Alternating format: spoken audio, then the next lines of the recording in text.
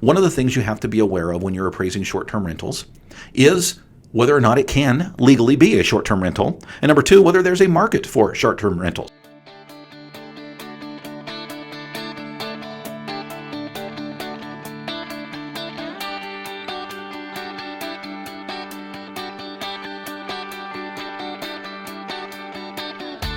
Originating from deep inside the Rocky Mountains, transported through the power of the internet, and arriving inside your tiny earbuds. It's the Appraiser Coach Podcast, helping appraisers increase their efficiency, quality, and make more money.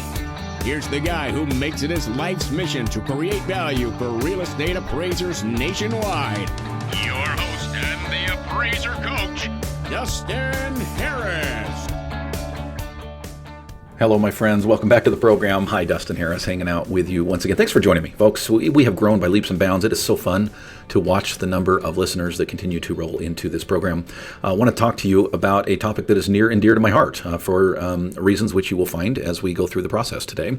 But it is something that you are going to be more and more dealing with as appraisers, and I think it's something that we need to address, and I would love to get your feedback on this topic as well. I want to pause here and remind you that we are sponsored, of course, by OREP Insurance. OREP is the E&O that I've been using for several years now and could not be happier. OREP.org is where you go to find out more. Again, it's OREP.org. We're sponsored by DataMaster, which is saving me about 40 minutes per report. Love it. Check them out. Go to datamasterusa.com, Datamaster, or Datamaster, as the case may be, USA.com. Don't put as the case may be in there. You won't get to the right place. Datamasterusa.com. Finally, we're sponsored by Alamode, which is helping me to do more every single day as an appraiser, to be more efficient, to utilize technology to my benefit. It will for you as well, alamode.com. Again, it's alamode.com, or you can pick up the phone and call them at 800-ALAMODE. Well, folks, I want to share with you an experience that I had recently, and I don't do this to throw anyone under the bus. I'm going to try to be as respectful as possible. My wife and I have decided as we're getting older that it's time to start looking toward retirement. And yes, there's a potential that I could sell or at least benefit from my appraisal office long term. I've got it set up in such a way that passive income is a possibility and a reality, I should say. It's not a possibility, it's a reality, has been for a couple of years now. And eventually I know that my body will start to break down and, I might get burned out and things happen. Things change. And I don't see myself being an active, appraiser on a regular basis as I get into my older years. So part of what I'm doing currently is setting up my business in such a way that it could be sold and be valuable, and or I could possibly move more into what I call the Tier 5 role, which is the business owner role, not so much about management and especially the Tier 3 or day-to-day technician side of an appraisal business. But I'm also looking at other opportunities for passive income, other opportunities for investments that if I invest now will pay off dividends into my quote-unquote golden years. And one of those is rentals. I've looked at and participated in the whole flipping houses in the past or long-term rentals in the past, and frankly have done well in the past. And that's naturally where I go because it is a skill set that I have. Not only do I have experience with it, but I think as appraisers, we own a particular skill set that a lot of investors don't have. We're able to look at a property, know the value, at least after some work, right? Know the value now, have a pretty good estimate as to what it might cost to fix something up, and know the value after it's fixed up. We have a particular skill set that allows us to determine cap rates, that allows us to really look at the income factor of a home and of a particular investment. And it just is natural. Frankly, I love real estate. I do. I always have. And I've just enjoyed the whole idea of, I've invested in stocks and mutual funds and, different vehicles with my IRA and Roth IRAs. And I've even done some oil ventures out there and some other things that are probably a little crazy to some people, but I've done a lot of different investment vehicles over the years. But when it comes to investments long term, when it comes to the old adage that Warren Buffett always says, never invest in something that you don't understand. Okay, and frankly, sometimes I just don't understand the prospectus of a mutual fund. Right, I might have a general idea of what it looks like, but I'm not an expert in that field. One thing I am an expert in is valuation. One thing I am an expert in is real estate. And so it makes sense as I look toward my golden years, as I look toward retirement, if you will, if that even exists anymore. Frankly, I don't really have much of a desire to retire. I do have a desire to slow down and do a little bit more traveling and have a little bit more control over my free time. And so as I reach for that goal, I look to real estate, and I look to the investment side of real estate. And what we have decided, my wife and I have decided to dip our toe, if you will, in the short-term rental side of things. Now, I'm still very open to all kinds of things. I love long-term rentals. I still, if you can find the right deal, like a good fix and flip. I love the idea of storage units and trailer courts. There's a lot of investments out there that I have interest in. But for now, because resources are limited, time is limited, I have to make a decision. And so recently, my wife and I picked up a cabin near Yellowstone Park that we have turned very quickly. It was almost turnkey, but we needed to put some effort into it. We turned into a short-term rental. We're talking Airbnb, VRBO, Booking.com, those types of short-term rental platforms. And to be honest with you, folks, we've done quite well. Now, part of that has to do with COVID and the pandemic, and people are cooped up and they're not flying a lot right now. And so the success that we have had with short-term rentals may be, no pun intended, short run. Maybe this type of thing is not as popular down the road when things start to open up and people start to travel to Europe and South America and Asian countries again. But for now, it's been good. For now, it's been very beneficial. In fact, it has exceeded our expectations. We tried to be very conservative with the numbers that we crunched, and it has exceeded those by far, by multiples. It's been wonderful. I also will point out, if you're interested in doing short-term rentals, please understand this is not just about real estate investing, because short-term rentals are not just about the equity that you might gain long-term. Now, hopefully, this will gain equity long-term. Who knows? Maybe we bought it just the wrong time. Maybe we bought it, quote-unquote, 2007 levels where 2008 is. I don't know.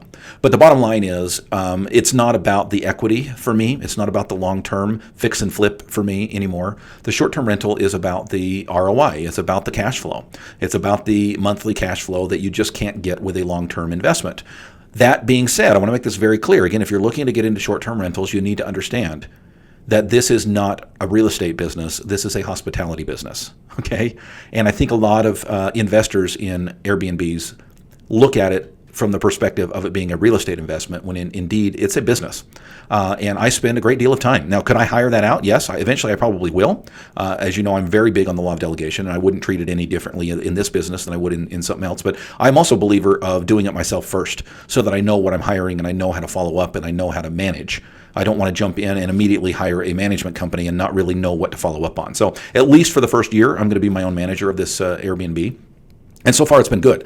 I've spent a very minimal time, making sure that the marketing is done, that the communication with the potential guests happen, that we solicit for reviews, and that we try to do well as far as our Airbnb and VRBO listing. Now, it's very young. We're very young in this, very wet behind the ears, as it may.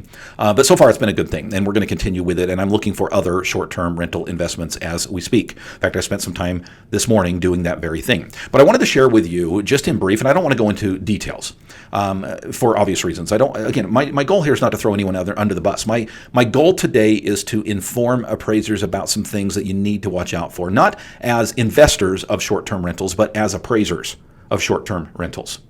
I'm going to do that when we get back from the break. First, I want to pause here and remind you that we are sponsored by OREP Insurance. OREP makes it easy, folks. It's easy to renew. It will probably be less money than you're paying right now. The coverage will be better, and I promise you the benefits will be better. All you have to do is go to their website, orep.org, and click on the benefits tab. I'll give you an example. Free CE. Yeah, this is CE that will actually count toward your continuing education. The stuff you would normally be paying for, you're going to get for free. OREP Insurance is that and a bunch more. OREP.org, that's OREP.org. We're sponsored by Alamode. Alamode, of course, is saving appraisers time and saving appraisers money because they have tools at your disposal that you can't get anywhere else. For example, mobile. Being able to gather information in the field, upload it to your cloud so that your team can start working on that appraisal before you get back to the office. Dustin, I'm just a one-man show. How's that going to help me? Folks, because you don't have to enter it again a second time when you get back to the office. Hello? This is great stuff. Alamode.com or 800 Alamode. Finally, DataMaster. DataMaster is there to help you to save time, to help you to save money, because it is technology that will fill out the form for you. Yes, you still do the analysis. Yes, you still do the research, but guess what? You don't have to sit there and type the data into a form. It does it for you, and it does it seamlessly, and it does it with expertise that you don't even possess as a human being. This technology works, folks. Check it out. Go to datamasterusa.com. Again, it's datamasterusa.com.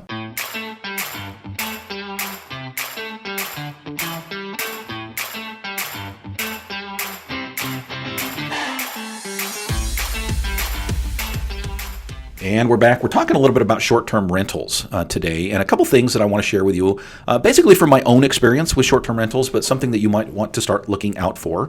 Now, let me just qualify this first and just say, most short-term rentals, you may not even know it by driving past it, right? When you're looking at a duplex, a triplex, a fourplex, you know it when you see it, right? When it comes to short-term rentals, these are often standalone homes in a typical subdivision. They might be condos, and there might be 10 condos on a floor, and only 1 or 2 of them are short-term rentals. All of the others are long-term rentals or owner-occupied. In other words, these types of properties are things that you could walk past and not really know.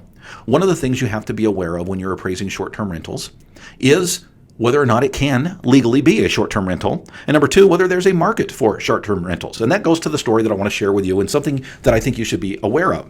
As I got ready to invest in my first short-term rental, a cabin again near Yellowstone Park, I went to a lender. We did not pay cash for this. We did get a mortgage, put some money down and got a mortgage on this property, and thus we needed an appraisal. When I went to the bank, they were a bank that does a lot of work in my area, but not a lot of work in that particular area. And so knowing I was an appraiser, they said, is it inappropriate for us to ask you for a recommendation? And I said, well, I don't think so. I mean, I know several appraisers here locally, but I know one appraiser who does a lot of work in that area. Now, whether or not that person does good work in that area, I don't know. I certainly don't have a relationship with that individual, but it is somebody that I know, and I gave him the name. The bank decided, for whatever reason, to go with a different appraiser. Fine, not a problem. I got a call from this other appraiser. I did not know her. I think that maybe I've seen her work before. I mean, her name rang a bell, but I know most of the appraisers in the area, and I did not recognize her. When she introduced herself, I thought she was calling as maybe an assistant to the appraiser that I had recommended the bank reach out to. And so I started setting it up, and then I said, wait a second, are you the appraiser? And she said, yes. And I said, oh, I guess I don't know you very well. I said, you should probably know I'm an appraiser as well. But just please know that I know that can be intimidating to appraise another appraiser's house, but please do your thing. I want to know what this thing's worth. If I'm paying too much, I want to know that. And I want you to do your thing and be completely unbiased in the approach that you take. I was very clear with her to try to, no pressure, and to try to remain on a professional level. It's weird. I've been there to appraise another appraiser's house. I get it. And I didn't want her to feel uncomfortable in any way. And so I let her know that I was an appraiser, but that wouldn't and shouldn't affect anything that she does. She did ask me for a few words of advice, because I appraised the area that I was buying in. And I said, well, listen, this particular property is kind of weird because it's a condo, but it's not a condo. And I gave her a little bit of information about that. She wasn't aware of that particular subdivision. I gave her a little bit of information. I gave her, more importantly, a resource that she could go to find out more, so that she didn't have to take my word for it, that she could verify the information that I was giving her. But second of all, I said, now this is a short-term rental. And I don't know if you knew this or not, but in this particular area, short-term rentals do make a difference in value. So, again, I'm not trying to push you in any one direction. I just want you to be aware of that. You might want to watch that when it comes to comps, because that might make a difference. Now, frankly, I was not worried about this value, quote unquote, coming in at the purchase price, even if she did not take into account the short-term rental side of things. But I think it's a data point, if you will, that makes for a more credible appraisal, just knowing that in this area, a short-term rental will be anywhere from 12 to 25% higher because it could be rented. Now, why, Dustin, would something be willing or able to be rented and something else not? Well, generally, the municipality in this area, both the city and the county, allow short-term rentals. It's the homeowners associations that either allow or disallow them. But if you take two basically equal subdivisions, and one allows short-term rentals, AirBNBs, if you will, and one does not, you're going to see about a 12 to 25% difference in the one that does allow the short-term rentals. Because, let's face it, a person is going to be more willing if they're at least somewhat inclined, and this is a vacation area, right? Most people don't live here normally year-round. They buy these as second homes, and they rent them out when they're not there. And that is worth more typically to a buyer than one that could not be rented out or doesn't even have that option. Now, a buyer might choose to participate or not participate. Again, it's not a real estate decision. It's a hospitality business decision, okay? But one that has that option, at least the data that I was seeing shows that those things are worth more. Now, here's the interesting part. We got the appraisal back, and as I went to review the appraisal before closing, I noticed that every comp, with the exception of one, and it was questionable, and I actually never went back and looked at it, come to think of it. But I think there were 6 quote-unquote comps in there, and one of them possibly could have been a short-term rental. By the way, it was the one that came in highest, interestingly enough. But all the other ones, I know the subdivisions very well, and none of them allow short-term rentals. Now, It wasn't a problem. Like I said, I wasn't real worried about the value anyway. It came in more than the purchase price that we had agreed upon with the buyer. The lender was fine with it. Everything sailed through. The closing was fine. I didn't complain. I didn't call up the appraiser and say, hey, what's the deal here? None of that. I didn't care. We got what we wanted, but it is interesting that even though the information was out there, that for whatever reason, I don't know the information, I don't know why, I don't claim to know why, and maybe she had a reason, maybe she looked at it and her data didn't come up with the same results that my data came up with, who knows. But for whatever reason, she did not distinguish between short-term rentals and long-term rentals. Now, lesson number one today, at least lesson learned from me, is that I think it's important to note this, okay? Now, it may not make a difference. You may be appraising in a Cleveland subdivision that, sure, there might be a few short-term rentals in there, and sure, maybe it's allowed, maybe it's not allowed. I would assume that 99% of the time, well, maybe not quite that high, 85% of the time, this doesn't make a bit of difference, one way or the other. But I'm telling you, in this particular vacation rental area, second home vacation area, it makes a difference. I assume if you're appraising, and I don't know this area, but if you're appraising Lake Tahoe, whether or not you can rent a property out makes a difference. I don't appraise in Park City, Utah, but I happen to know appraisers that do, and they'll tell me all day long that if you can rent that property out, whether it be a condo or standalone home, that it makes a big difference in value. Appraisers, it is our job to know whether or not that's true. And if it is true, how much is it true? Meaning our job is to know whether or not a short-term rental possibility makes a difference in value, and it is our job to proceed accordingly. Now, the second thing that I'll share with you, and this is a big question mark, that I've seen on many forums out there, many appraisers talk about this as well. Dustin, how does this work with the whole income side of things and the whole idea of the income approach, the cap rates? More importantly, is this now a commercial property? Are we dealing with a commercial property here because it can be rented out for more than a typical residential property? Folks, I don't know the answer to that. I do know that it's something that we should consider. I do know that there is a Fannie Mae selling guide out there that I'm sure you've read. And if you'll go to, I've got the number in front of me, B as in boy 3-3.1 hyphen 08. Let me give it to you one more time. B3-3.1208. That is a section that came out in February of 2020 about rental income and what properties are eligible and what properties are not eligible. I think that's important for you to know. But regarding whether or not it's a commercial property or not, I would say probably not. I mean, these are residential properties. They're typically single-family homes. We're not talking duplex, triplex, certainly not talking 5 or more plexes. We're talking about homes that people rent out when they're not there. Now, I see it a lot. I do think that there may be a value consideration there, whether or not you need a certified general license in order to appraise these things. I guess my opinion is no. But I also don't sit on a state board. So there you go. Something you might want to consider as well. But short-term rentals, folks, are growing. The world of short-term rental is growing. And it's something as appraisers I think we need to be aware of.